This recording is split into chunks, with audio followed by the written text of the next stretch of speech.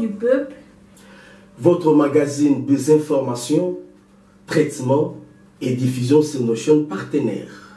Info du peuple, c'est aussi la couverture médiatique, annonces et publicité de vos produits et vos entreprises. Info du peuple, pour la formation professionnelle des chevaliers de la plume en rédaction journalistique et télévision. Info du peuple, nous mettons à votre disposition une émission de 30 minutes chaque samedi, dimanche pour la rediffusion, pour informer, former et divertir. Pour tout contact, plus 243 81 27 34 222 90 470 88 66. Info du peuple. Chez vous, dans vos salons, on est là pour vous servir. Très heureuse de vous savoir nombreuses devant vos postes téléviseurs. Mesdames et messieurs, bonsoir et bienvenue dans ce journal à la une de l'actualité.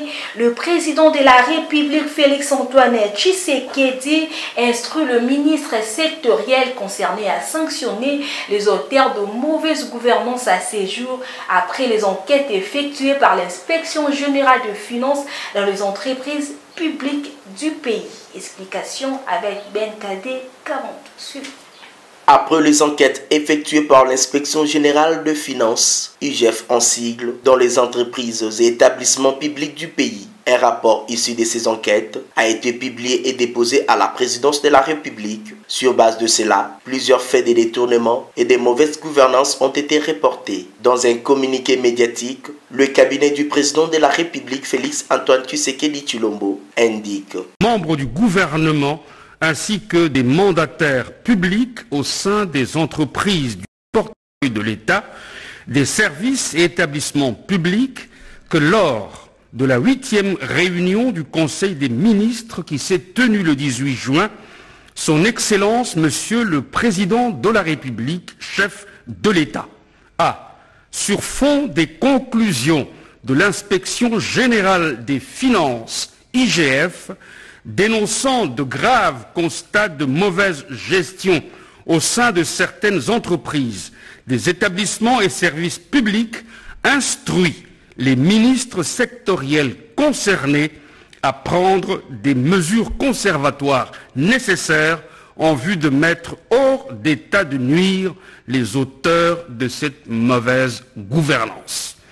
Dans le souci d'éviter tout malentendu à l'exécution de cette instruction hiérarchique lors de la prise des mesures conservatoires précitées et de parer à tout dérapage attentatoire aux acquis de l'état de droit, sur instruction de la haute hiérarchie, le cabinet du président de la République tient à préciser que l'édiction des dites mesures se fera suivant un cadre opérationnel qui sera défini par le cabinet de son Excellence, Monsieur le Président de la République, en concertation avec le cabinet de son Excellence, Monsieur le Premier ministre, dans l'observance des dispositions légales et réglementaires en vigueur, en l'espèce la loi numéro 08010 du 7 juillet 2008, fixant les règles relatives à l'organisation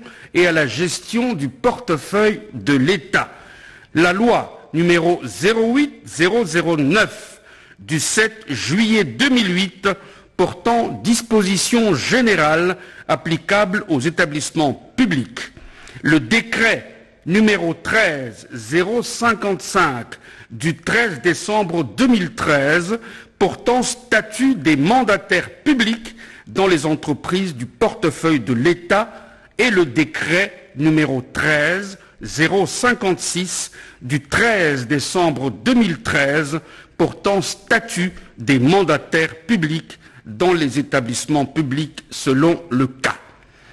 Tout ce qui précède relève de la volonté du chef de l'État d'assurer une meilleure coordination de la mise en œuvre de cette instruction et de préserver la continuité des services publics d'une part, et la paix sociale au sein des entreprises et établissements publics concernés, d'autre part.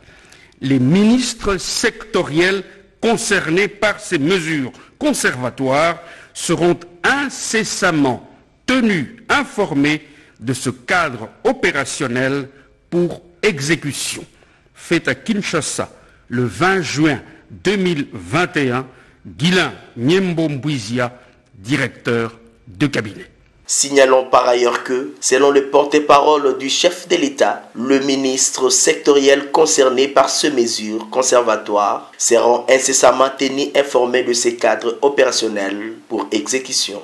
Autre chose à présent, la cérémonie des remises et reprises entre le DG entrant du cadastre minier, Madame Chantal Bachidi, et le DG sortant, Félix Moupandé, a été reportée au vendredi 10 juillet 2021 sur instruction du Premier ministre, chef du gouvernement Jean-Michel Sama Lukonde.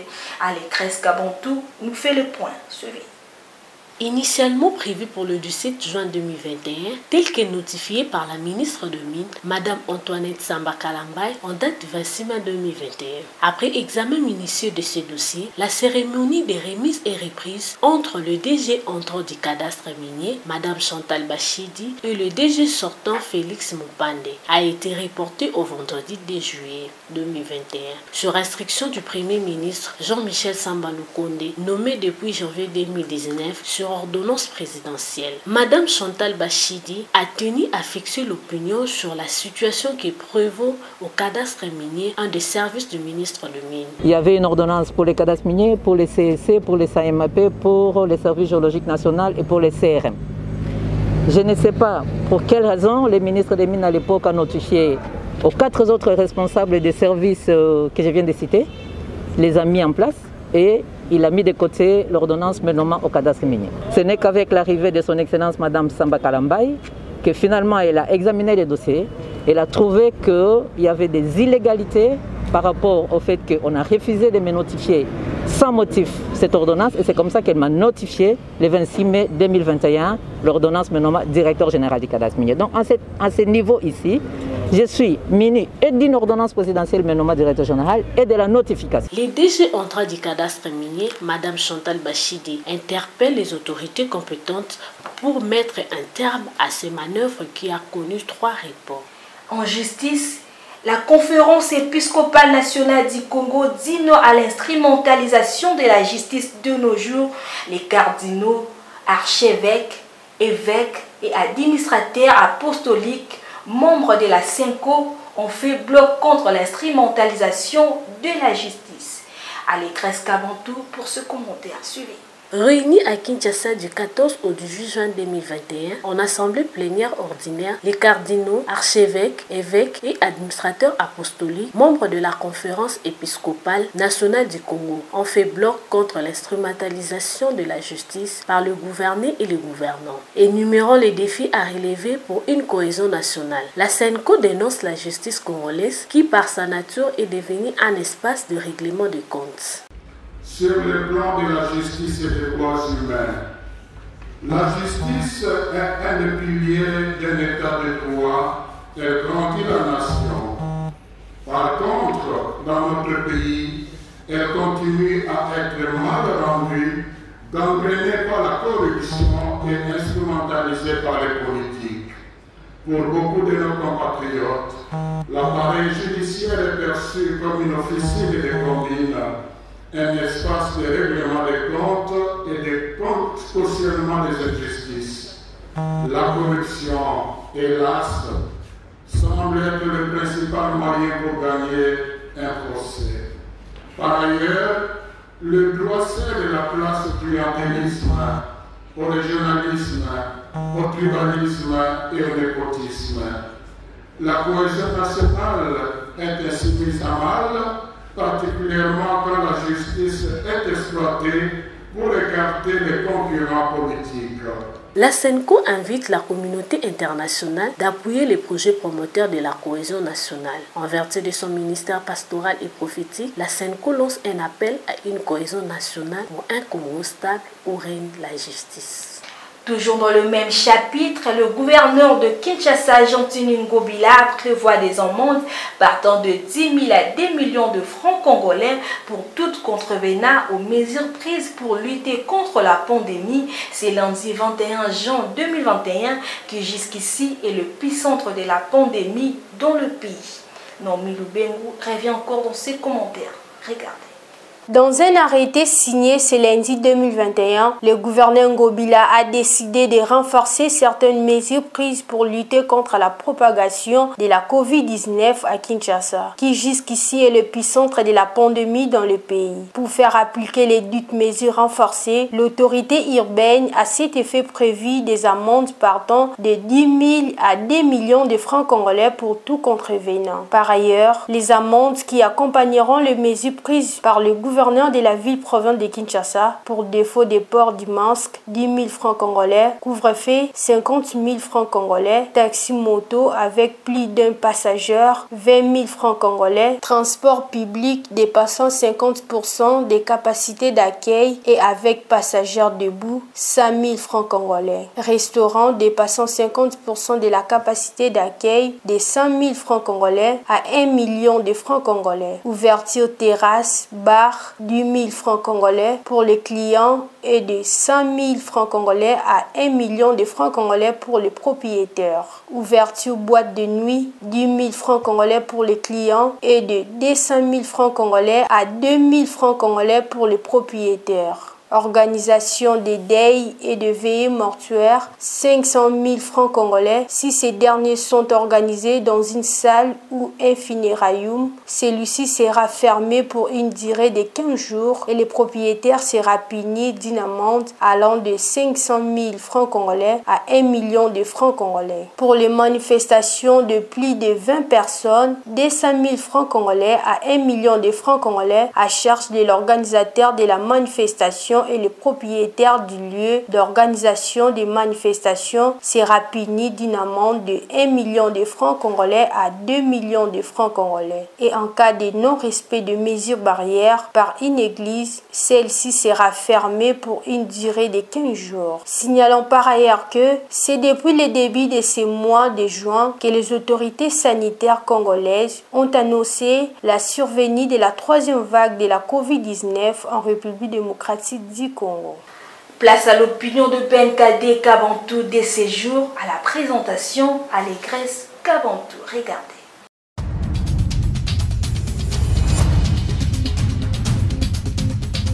Bonsoir et bienvenue, chers téléspectateurs. Suivant à présent l'opinion de Ben Kadé Kabantou. Bonsoir Ben Kadé Kabantou. Bonsoir Madame Allégresse Kouadi Kabantou et bonsoir à tous les téléspectateurs qui vont nous suivre partout dans le monde. Ok, merci beaucoup. Monsieur Ben Kadé Kabantou, les téléspectateurs veulent suivre votre opinion. Nous avons peut-être 2 questions que nous allons vous poser et vous allez nous donner votre opinion. La première question est celle-ci. Votre réaction par rapport à la sonnette d'alarme de 500 jeeps que le président de la République remet aux députés nationaux. Que dites-vous? Quelle est votre réaction? Alors que dans l'Union sacrée, il n'y a que 380 quelques députés. Et pouvons nous dire que les présidents de la République veulent aussi déboulonner ceux qui sont en dehors de l'Union sacrée parce que plus de 500 jeeps pour députés nationaux. Quelle est votre réaction? Merci Madame pour cette question qui crée beaucoup de polémiques. Il y a une forte clameur publique au sein de l'opinion nationale, le même qu'internationale. Alors, je suis très fier d'émettre aussi mon opinion à ces jours. Mais avant tout, j'aimerais d'abord saluer, je ne peux pas commencer avec cette opinion s'il ne faut pas acclamer les hommes qui font bien le travail. Là, je suis dans l'UNC Matete. J'acclame, j'applaudis le travail que notre camarade, le fédéral Arsène Batelapa, avec ses warriors, ils sont en train de faire un travail remarquable au moment où ce parti est en crise. Vous savez que Vital Kamerhe est condamné à 13 ans de prison, mais l'UNC Matete, Arsène Batelapa et consorts ne cessent pas de multiplier des efforts pour renaître encore ce parti politique au sein de cette municipalité. Vraiment, coup de chapeau, Arsène Batelapa. Madame, vous avez posé une très bonne question. Moi, je mérite d'abord démontrer la faiblesse du régime Tshisekedi. Le problème avec le président de la République qui n'a pas formé de communicateurs. Jusque-là, Kabila est très puissant en communication. Bon, il faut comprendre que Kabila a 18 ans. Mais dis-moi, il faut voir le travail remarquable que les communicateurs de Joseph Kabila sont tentés de nous présenter sur le terrain. Je peux citer même des noms à passage. Je vois Jimmy Kitenge, il y a le président Papitamba qui font vraiment un travail de haut vol. Mais moi, mon problème, c'est quoi, madame? Ce n'est pas aux communicateurs de Joseph Kabila de sonner, de crier, de monter au créneau par rapport à ces faits, madame. Nous devons interroger l'histoire quand même si nous voulons condamner quelque chose. Vous voyez? Je vais vous ramener en 2006. En 2006, le président de la République, actuel honoraire, à l'époque, il était président de la République, Joseph Kabila Kabange, que je salue, l'homme de Kingakati, avait acheté 500 jeeps des marques Prado. Je vous dis, on ne savait pas cette marque de véhicule dans cette ville. Et tous, lorsqu'on s'est promené, quand vous voyez une étude des marques Prado directement, vous allez vous rendre compte que vous êtes devant un député national. C'est le président de la République, Joseph Kabila, qui avait acheté ces Prado pour les députés. Est-ce que c'était une corruption? Je n'ai pas vu à cette époque, même l'UDPS qui était dans l'opposition, même les dynamiques et tout consort, dit qui a sonné pour dire que c'était de la corruption. J'ai vu, ce n'est pas seulement le président de la République à l'époque, Joseph Kabila, qui avait acheté des tubes pour les députés. Il y avait aussi André Kimbuta Yango, gouverneur à cette époque. Lui d'ailleurs était parti emprunter. Kimbuta n'avait pas acheté cash. Kimbuta était parti emprunter des jeeps pour des députés provinciaux. Pour leur donner quand même des jeeps, afin que cela puisse permettre à ces hommes, à ces honorables, des passes.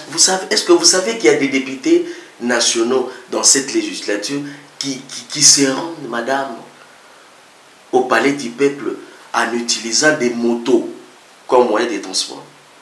Est-ce que vous êtes au courant? Ah bon? Je vous dis, c'est parce que Tshisekedi n'a pas de communicateurs. Tshisekedi est plus entouré de personnes qui les divisent avec ses amis. Vous voyez? Les gens qui entourent Félix ne l'aident pas. Il n'a pas de communicateurs. Il y a peut-être 2 ou 3 peut-être. Il n'y en a pas assez. Il n'y a pas de communicateurs au sein de ces régimes de Tshisekedi. Ils n'ont même pas d'arguments. Regarde les choses que je suis en train de relever. Avez-vous entendu un communicateur de Tshisekedi en train de vous relever ces faits? Ils sont là. Ils ont parvenu à séparer Félix Tshisekedi avec son ami du pouvoir, Vital Kamerhe. Ils ont parvenu à séparer Félix Tshisekedi avec son ami d'alternance. Madame, c'est mon opinion. Moi, j'ai toujours été contre la séparation entre Félix Tshisekedi et Joseph Kabila. Son ami d'alternance. Parce que c'était beau, hein, lorsqu'on voyait Tshisekedi prendre le pouvoir entre les mains de Kabila. Ça s'appelle passation civilisée du pouvoir. L'alternance politique pour la toute première fois en République démocratique du Congo. Est-ce qu'ils se sont séparés ou c'est la coalition seulement? La coalition n'a pas aidé les pays. Madame, mais ils sont amis. Madame, lorsqu'ils étaient dans la coalition, je voyais Tshisekedi se rendre vers Kabila. Ensemble, ils prenaient du champagne. Je voyais aussi Kabila le faire. Maintenant, comme il n'y a plus la coalition, ça s'est fait plus. Et ça ne se fait plus. Ça s'est fait peut-être que... Maintenant, aujourd'hui... Non, mais c'est qu'on... Non, madame, on publie, on nous dit que Félix Tshisekedi a appelé. A appelé Joseph Kabila pour lui souhaiter joyeux anniversaire. Vous voyez maintenant? C'est maintenant les appels téléphoniques. C'est maintenant dans les appels téléphoniques. Cette beauté. Non, les gens doivent cesser de diviser les gens ici au Congo à cause du pouvoir. Ce n'est pas normal, madame. Même si aujourd'hui on nous disait que Kamere a volé l'argent de la République. Je m'en fous de toutes ces informations. Mais la beauté là, de l'amitié, quand vous regardez Nairobi, les images de Nairobi, lorsque je regarde Félix Tshisekedi et Vital Kamerhe, à Bukavu par exemple, ah voilà, c'était beau Fadjivit. Mais aujourd'hui, au lieu de défendre Tshisekedi, il s'était personne. C'est la corruption. Qui vous dit que c'est la corruption? Parce que si c'était la corruption, pourquoi il n'a pas donné seulement à 385 députés tels que vous avez énoncé ici, qui l'ont aidé à avoir cette majorité? Il devait donner à 380. Mais les DIP est distribué à 500 députés pour leurs moyens de transport. Parce que je vous ai dit qu'il y a quelques députés nationaux qui empruntent même une moto pour aller au travail. Je vous dis la vérité. Ah bon? Oui. Mais le problème est résolu maintenant. Le problème est résolu, mais il faut acclamer, il faut dire merci à Félix Tshisekedi parce qu'il a donné un moyen de transport. C'est juste un moyen de transport. Pourquoi on appelle ça corruption? Pourquoi ce n'était pas corruption à l'époque de Kabila? Madame, je suis impartial, je suis rationnel. Je suis contre plusieurs pratiques qui se font dans ces pays. Le pays de Lumumba, mon oncle, qu'il repose en paix. Vous comprenez, madame? Donc les gens doivent cesser avec de n'importe quoi. Il faut que Tshisekedi forme des communicateurs avérés. Il faut que les gens cessent de diviser Tshisekedi avec ses amis. Les gens. Il faut aussi que le président de la République puisse comprendre qu'il y a quelques personnes qui cherchent à l'isoler. Et vous savez, l'isolement ne paye pas 2023, c'est bientôt. Vital Kamerhe, c'est une carte. Tshisekedi, de reste mémoire, l'a raté en 2011. Félix Tshisekedi a saisi Kamerhe en 2018, il est devenu président de la République. Alors, il faut comprendre, il faut comprendre. Oh oui. Madame Allégresse, il faut comprendre. Ok, merci beaucoup pour votre opinion par rapport à cette sonnette d'alarme. Et M. Ben Kade Kamandou, maintenant, alors que quand le président Bosso de l'Assemblée nationale était en train de moraliser les députés à cette époque-là, pouvons dire que c'est aussi un moyen d'achat de conscience des députés. Madame, vous savez qu'il y a des notions élémentaires de la politique que les gens ne doivent pas oublier. Quelques notions élémentaires seulement. C'est très facile. Quel est l'objectif d'un parti politique? C'est si simple, parce que c'est à moi de répondre. Oui. Vous avez des questions. Vous n'avez que des questions dans votre judiciaire et c'est à moi de répondre. Madame, c'est si simple. Conquérir les pouvoirs. N'est-ce pas? Oui. Après avoir conquéri le pouvoir, qu'est-ce qu'il faut? Il faut maintenir le plus long possible ces pouvoirs-là. C'est ce que Mosso, moi j'appelle ça la moralisation. Il moralisait ces députés nationaux. Il faut bien travailler pour aider Félix Tshisekedi à être encore réélu en 2023. C'est si simple. Pourquoi des choses simples? Il faut sonner d'alarme. Il faut sonner d'alarme, madame. Des choses si simples. Il faut qu'il y ait l'acclamé en public. C'est parce que tu sais qu'il n'a pas de défenseurs. Il n'a que des gens qui lui séparent avec ses amis. C'est simple comme bonjour. Vous insistez trop sur ça. J'insiste parce que ça saute aux yeux. Parce qu'il s'est séparé des caméras. Non, on veut aussi lui séparer avec son ami, le Métis congolais. Vous les connaissez? L'homme des Qatar. L'homme des Qatar, Moïse Katumbi. Moïse Katumbi, après. Vous voyez, ils ont oublié qu'au moment de la faiblesse de l'UDPS, Moïse donnait même l'argent à l'UDPS, financier, quand on vous parle de rassemblement. Madame, il faut interroger l'histoire. Les gens oublient facilement. Et on est là pour rappeler, pour sonder l'histoire et rappeler à ceux qui oublient si facilement comme à Katumbi.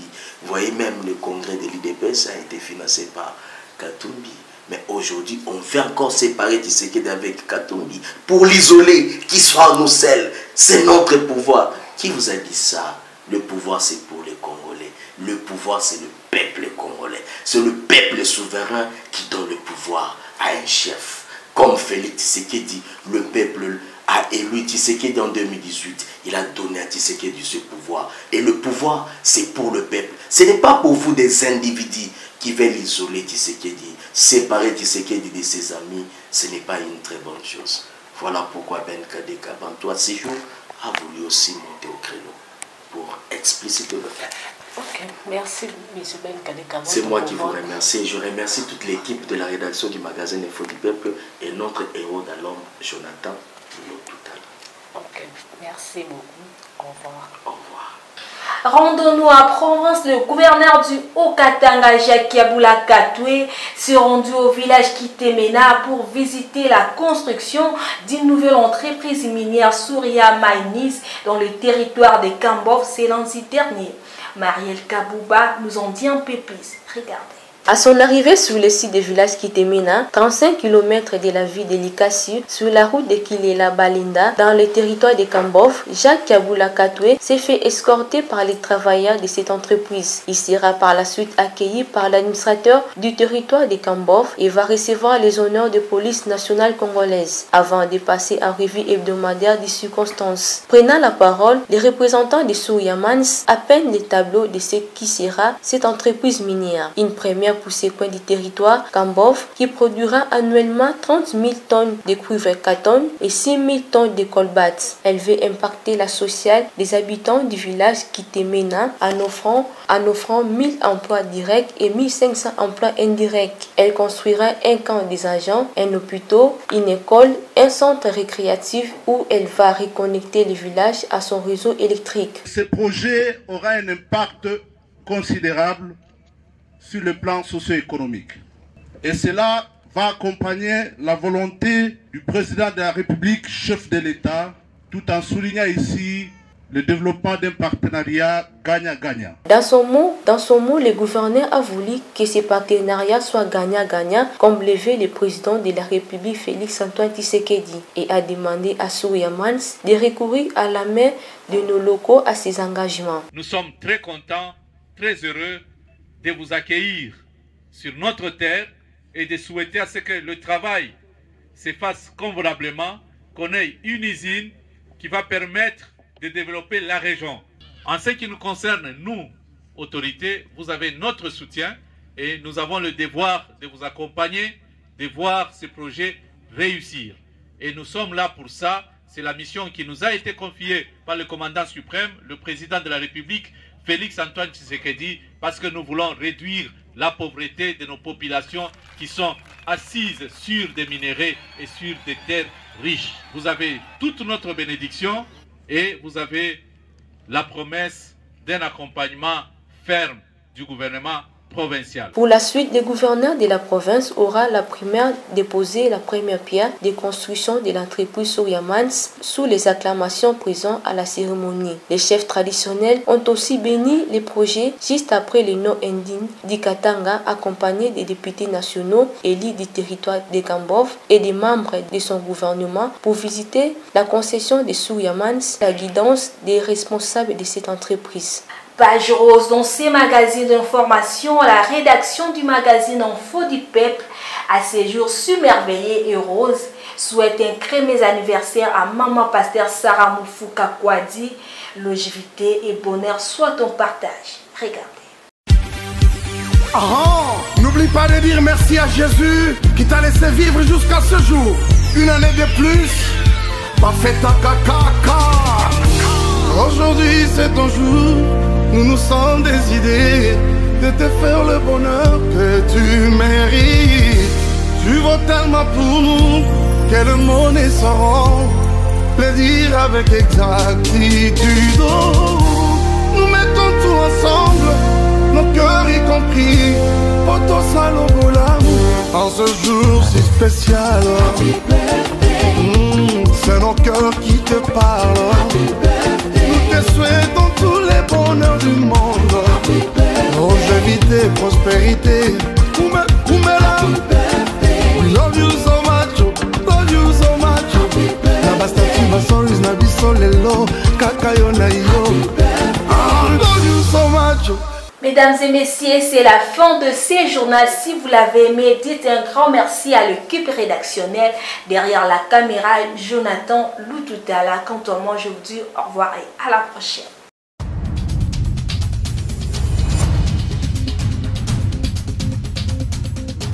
Info du peuple. Votre magazine des informations, traitement et diffusion sur nos chaînes partenaires. Info du peuple. C'est aussi la couverture médiatique, annonces et publicité de vos produits et vos entreprises. Info du peuple.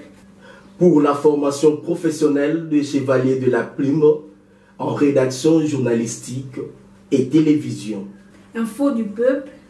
Nous mettons à votre disposition une émission de 30 minutes chaque samedi, dimanche pour la rediffusion, pour informer, former et divertir.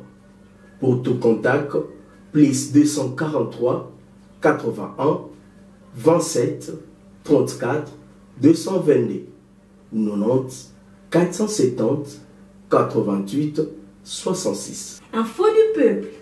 Chez vous, dans vos salons, on est là pour vous servir.